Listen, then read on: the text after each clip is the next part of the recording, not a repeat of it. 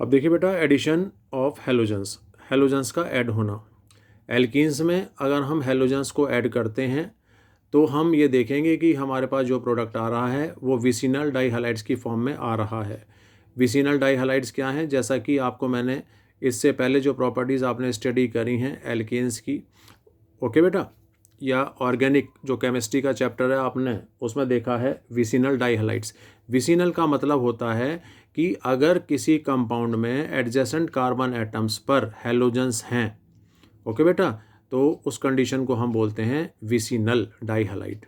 ठीक, ऐसे कंपाउंड्स को हम बोलते हैं विसिनल डाइहैलाइड्स। तो क्लोरीन या ब्रोमीन बहुत आसानी से एडिशन रिएक्शंस कर लेते हैं, लेकिन आयोडीन आसानी से, मतलब कि नॉर्मल कंडीशंस पर एडिशन रिएक्शंस शो नहीं करता है। ठीक, उसके लिए अलग कंडीशंस मेंटेन करनी पड़ती हैं। ध्यान रखना, रिएजेंट स्पेशल टाइप के यूज़ करने पड़ते हैं, टेम्परेचर इंक्रीज करना पड़ता है।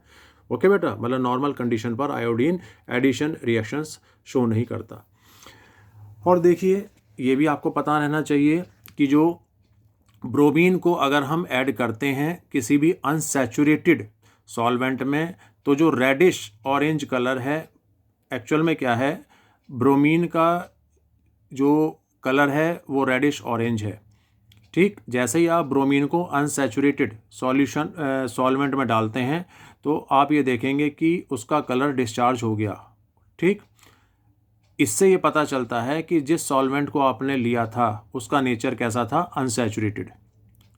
ओके बेटा, लेकिन अगर सॉल्वेंट में डालने के बाद ब्रोमीन का कलर डिस्चार्ज नहीं होता है, जैसा कलर है उसका रेडिश ऑरेंज वो वैसा ही रहता है, तो इसका मतलब जो सॉल्वेंट था वो अनसैचुरेटेड नेचर का नहीं था। ये भी आपको पता होना चाहिए। तो ये बहुत अच्छा टेस्ट है कि कोई भी अगर हमें सॉल्वेंट दिया गया है कि वो सैचुरेटेड नेचर का है या अनसैचुरेटेड, तो आप क्या करें, ब्रोमीन वाटर उसमें डाल दें, डिज़ोल्व अगर आप करते हैं और उसके कलर में आपको कुछ भी चेंज दिखाई देता है कि डिस्चार्ज हो गया या नहीं, मतलब कि, तो आप ये देखेंगे कि डिस्चार्ज हो गया तो अनसैचुरेटेड है, एज इट इज़ रहा तो वो अनसैचुरेटेड नहीं है, सैचुरेटेड नेचर का है। ओके बेटा, अब देखिए इन्होंने जो एग्जांपल दिया गया है वो क्या है। इथिन इन्होंने लिया, ब्रोमीन लिया, ठीक, CCl4 की प्रेजेंस में, कार्बन टेट्राक्लोराइड बोलते हैं इसको।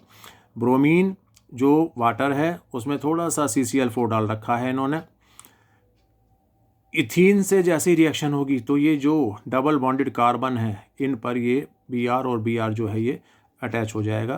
तो ये जो कंपाउंड है ये विसिनल डाइहैलाइड का एग्जाम्पल है और इसका जो नाम है 1,2 डाइब्रोमो इथेन। ये आपने IUPAC नेम में स्टडी किया हुआ है कि किस तरीके से इसका नाम आया। एक बार फिर बता देता हूँ, 2 कार्बन है इसलिए इथ आया है, दोनों कार्बन के बीच में सिंगल बॉन्ड है इसलिए एन आया है।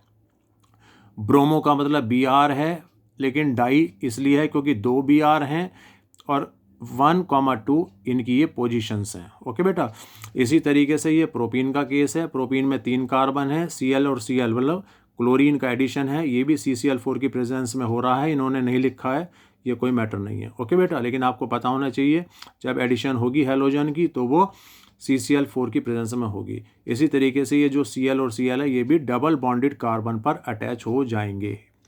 ठीक, इसका नाम भी 1,2 डाइक्लोरोप्रोपेन हो जाएगा। प्रोप इसलिए क्योंकि ये 3 कार्बन है, एन इसलिए क्योंकि जो ये कार्बन एटम्स हैं चेन में इनमें सब में सिंगल बॉन्ड है। ओके बेटा, और क्लोरो इसलिए क्योंकि Cl है, लेकिन क्लोरो से पहले डाई है क्योंकि 2 हैं, और 1,2 इसकी क्या है, पोजीशंस। ओके बेटा, इस तरीके से एडिशन ऑफ हेलोजेंस का एग्जाम्पल आपको लिखना है पूरा स्टेटमेंट।